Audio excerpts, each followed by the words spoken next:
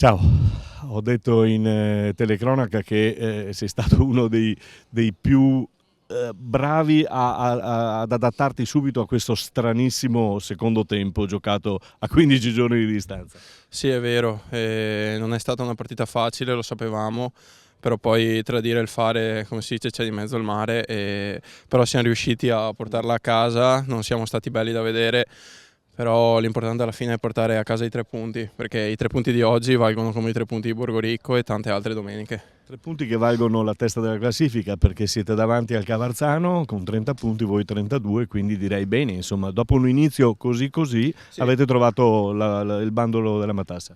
Sì, come ho detto anche tempo fa che ho fatto un'intervista, siamo partiti diciamo in una situazione non proprio ottimale, però come ho già detto cambiare tanti giocatori in una squadra non è mai facile.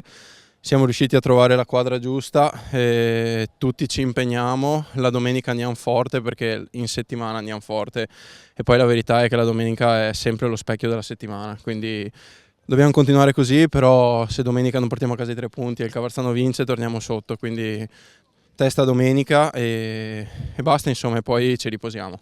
Ho detto al tuo mister che mancava De Stefani, ma il mister mi ha detto, beh, tanto aveva già fatto il suo dovere, aveva segnato il primo tempo. Sì, De Stefani è un giocatore un po' strano perché non sai mai che ruolo dargli, però alla fine fa sempre gol e per noi è un giocatore essenziale. Oggi non sta bene, ma sicuramente per domenica si riprenderà al meglio. Salutalo perché sennò ti bastona. Ciao Deste, riprenditi e riposati.